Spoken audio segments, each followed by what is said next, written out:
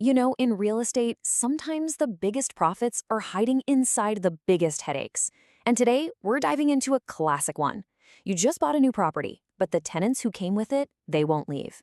So we're going to break down a really powerful, kind of counterintuitive playbook for exactly that situation. Okay, so let's put you right in the middle of it. You just closed the deal, you're feeling great, right? But boom, you hit an immediate high-stakes roadblock. The folks living in your new property, they have zero intention of going anywhere. So what's your very first move? Seriously, think about it. Because how you answer that one question could literally save you thousands of dollars or cost you an absolute fortune. All right, here's how we're going to tackle this. We'll start with the investor's dilemma and a huge trap most people fall into.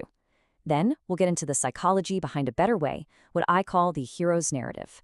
We'll cover a simple carrot and stick strategy, see a wild real-life example that happened at an IHOP, and finish with why it's not a fight you need to win. Okay, first up, the investor's dilemma.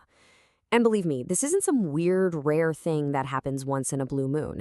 If you're buying properties with tenants already in them, this is a super common and, yeah, a very costly problem to run into.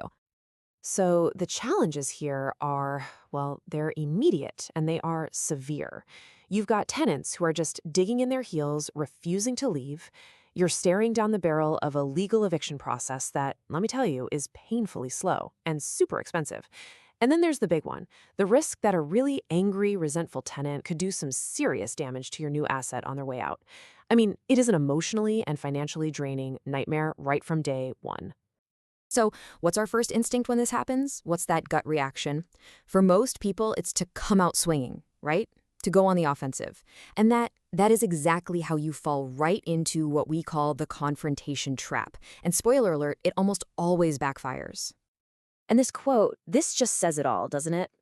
It's that first kind of ego-driven thought, hey, I own the house and they gotta get the F out of here. I'm gonna push them out. It feels powerful, it feels justified in the moment for sure, but strategically, it's a complete dead end.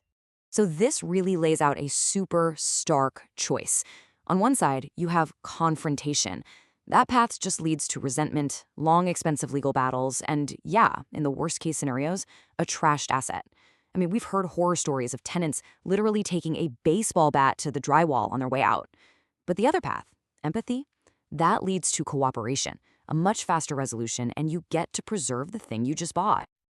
Okay, so if going in hot is the trap, what's the way out? What's the escape hatch?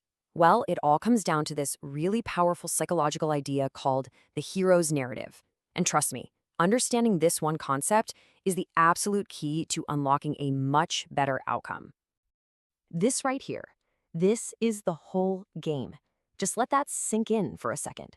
Because if you can really, truly get your head around this, you can solve this problem. Everyone is the hero in their own story. So what does that actually mean? It means that in the tenant's mind, they're not the bad guy. They're not a squatter, they're a victim. Maybe they feel victimized by the old landlord or the system or just a string of bad luck.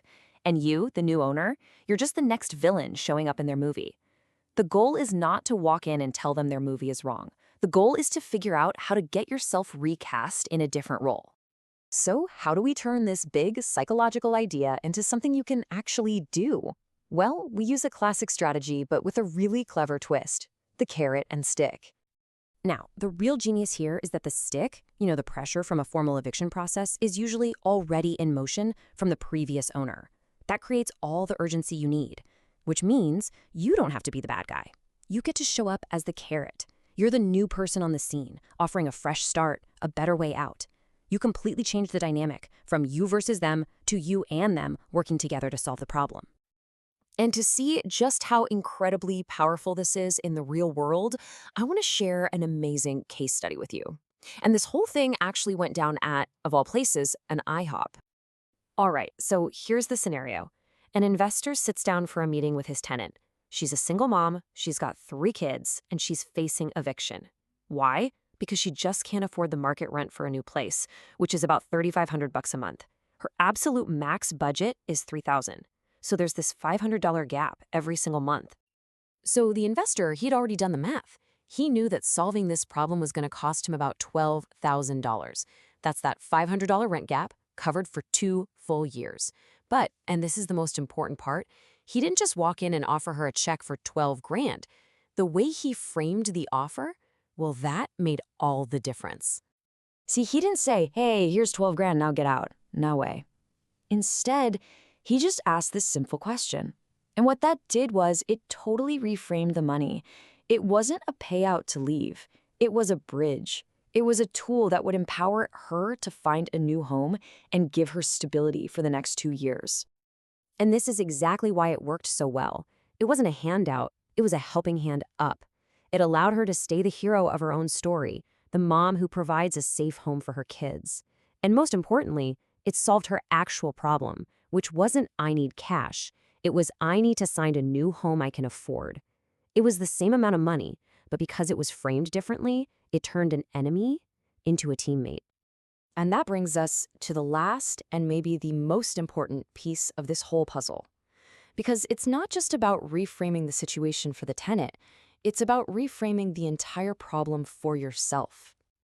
This right here is the ultimate mental shift you have to make. You have to completely remove your ego, your emotion from the whole equation.